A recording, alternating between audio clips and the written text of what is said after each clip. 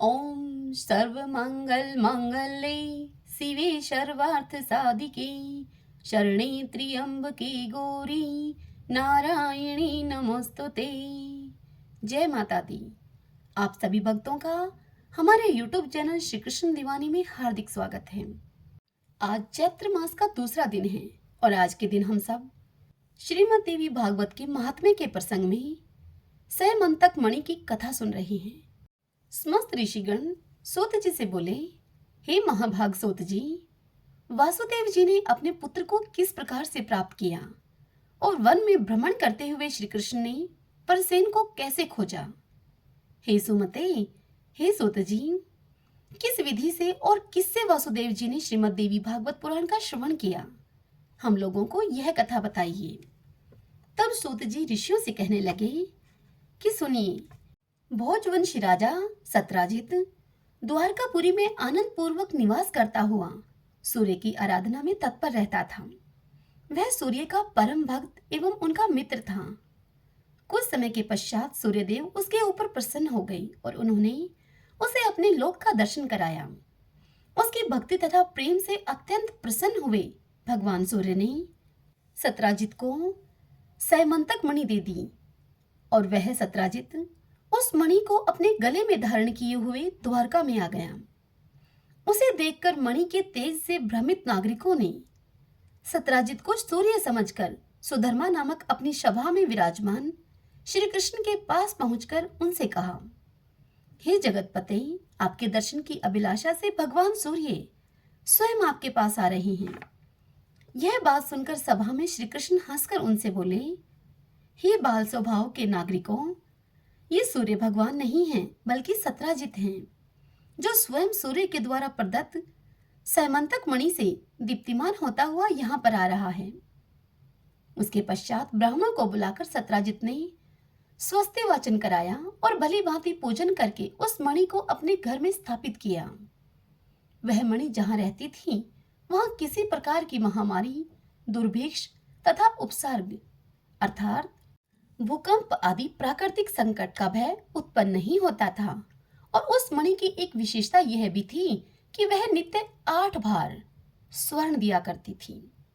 तदंतर एक दिन सत्राजित के भाई परसेन ने उस मणि को गले में धारण करके सिंधु देशीय घोड़े पर सवार होकर आखेट के लिए वन की ओर प्रस्थान किया।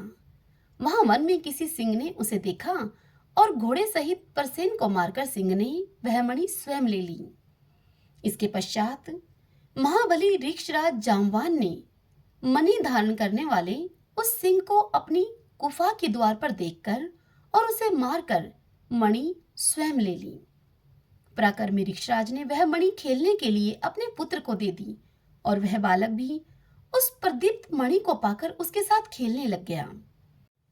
कुछ काल बीतने पर भी परसेन के वापस न लौटने पर सत्राजित अत्यंत दुखी हुआ और सोचने लगा कि मणि लेने की इच्छा से न जाने किसने परसेन को मार डाला।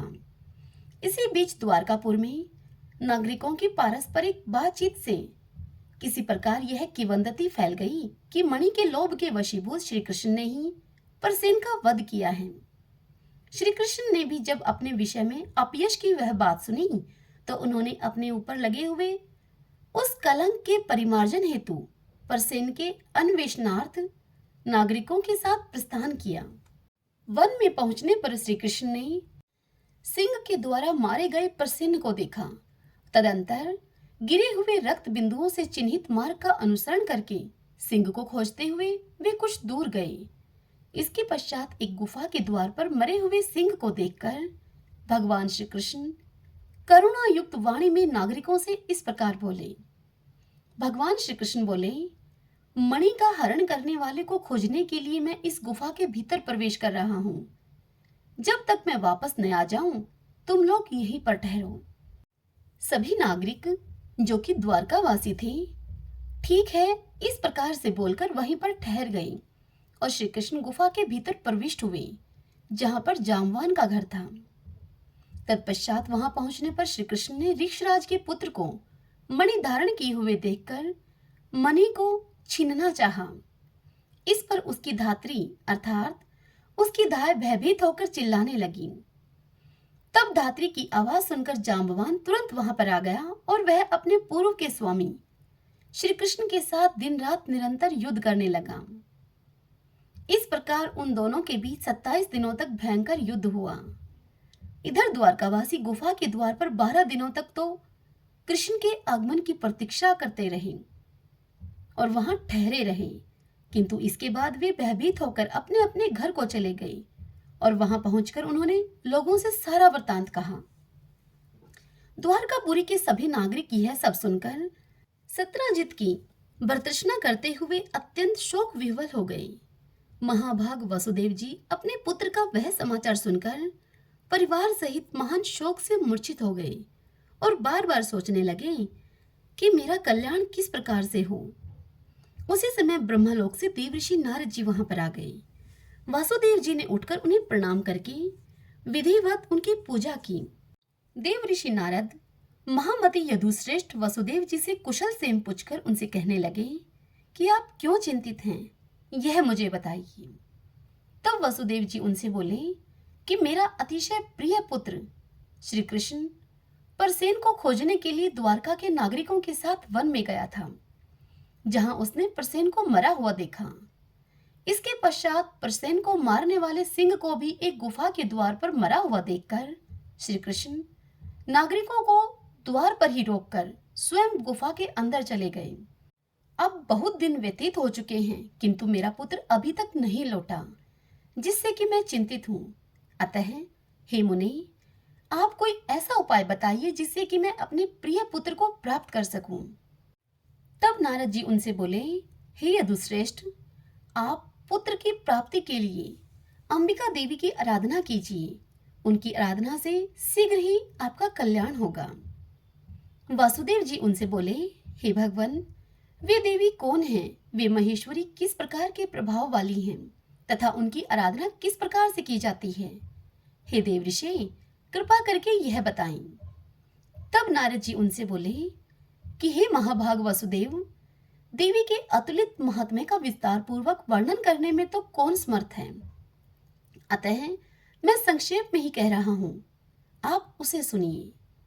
जो भगवती शाश्वत सच्चिदानंद स्वरूपा और परात परा देवी हैं तथा जिनके द्वारा यह जगत व्याप्त है, जिनकी आराधना के प्रभाव से ही ब्रह्मा इस चराचर सृष्टि की रचना करते हैं, जिनका सत्वन करके भगवान विष्णु मधु कैटभ के भय से मुक्त हुए और जिनकी कृपा से वे विश्व का पालन पोषण करते हैं, जिनके कृपा कटाक्ष मात्र से भगवान शंकर जगत का संहार करते हैं और जो संसार के बंधन की कारण रूपा हैं, वे ही मुक्ति प्रदान करने वाली हैं, वे ही परम विद्या स्वरूपा हैं और वे ही समस्त ईश्वरों के भी ईश्वरी हैं। अतः आप नवरात्र विधान के अनुसार जगदम्बा की विधिवत पूजा करके 9 दिनों में इस श्रीमद देवी भागवत पुराण का श्रवण कीजिए, जिसके श्रवण मात्र से आप शीघ्र ही अपने पुत्र की प्राप्ति कर लेंगे। इस पुराण का पाठ तथा श्रवण करने वाले मनुष्यों से भोग एवं मोक्ष दूर नहीं रहते। नारद जी के इस प्रकार कहने पर वे वसुदेव जी मुनि श्रेष्ठ नारद को प्रणाम करके अत्यंत प्रेम पूर्वक कहने लगे। वसुदेव जी नारद जी से बोले, हे भगवान, आपके इस कथन से देवी महात्म्य से संबंधित एक अपना वृतांत मुझे याद आ गया है, मैं उसे कह रहा हूँ, आप सुनिए। पूर्व काल में पापी कंस ने आकाशवाणी के माध्यम से देवकी के 8वें गर्भ से अपनी मृत्यु जानकर भयभीत होकर भार्या के सहित मुझको बंदी बना लिया। तदंतर मैं अपनी पत्नी देवकी के साथ कारागार में रहने लगा और पापी कंस भी मेरे पैदा होने वाले पुत्रों को एक एक करके मारता रहा। इस प्रकार जब कंस के द्वारा मेरे 6 पुत्र मार डाले गए, तब मेरी निर्दोष भार्या देवी देवकी अत्यंत शोकाकुल हो उठी और दिन रात दुखी रहने लगी।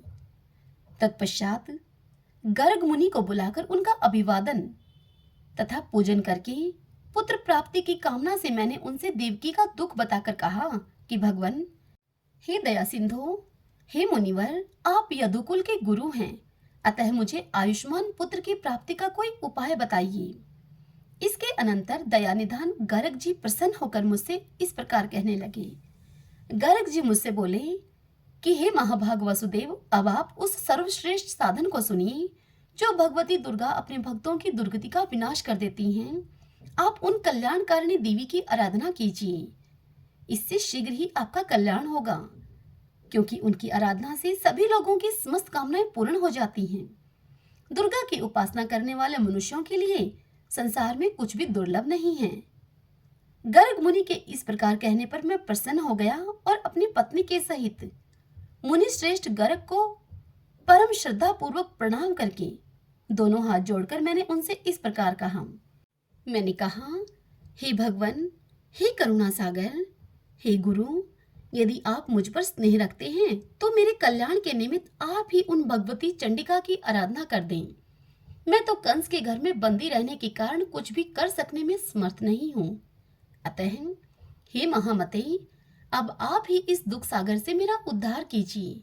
मेरे इस प्रकार कहने पर वे मुनि श्रेष्ठ प्रसन्न होकर मुझसे बोले कि हे वसुदेव, आपकी प्रीति के कारण मैं आपका कल्याण करूंगा।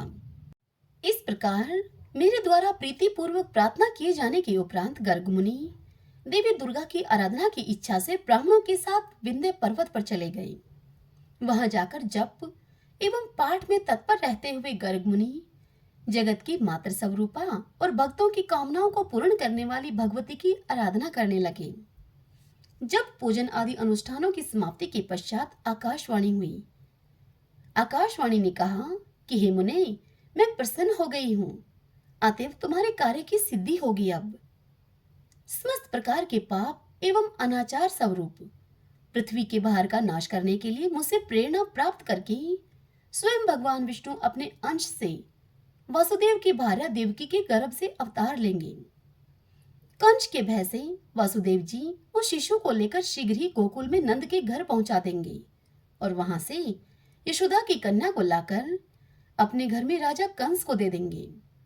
तब कंस उस कन्या को मारने के लिए उसे पृथ्वी पर पटक देगा। तदंतर उसके हाथ से छूटकर मेरी अंश स्वरूपा वह कन्या तत्क्षण अलौकिक रूप धारण करके विंध्य पर्वत पर चली जाएगी और निरंतर जगत का कल्याण करेगी।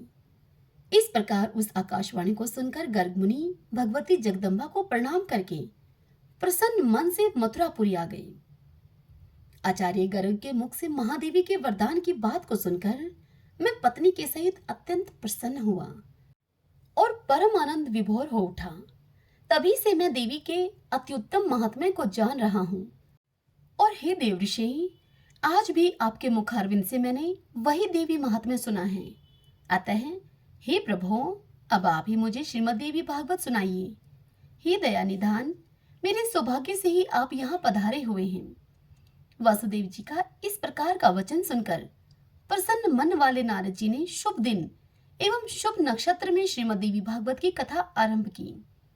कथा में आने वाले विघ्न बाधाओं के शमनार्थ ब्राह्मण देवी के नवाक्षर अर्थात ओम एम ह्रीम क्लीम चामुंडाय विच्चे इस मंत्र का जप तथा मार्कंडे पुराण में वर्णित देवी स्तोत्र का पाठ करने लगे।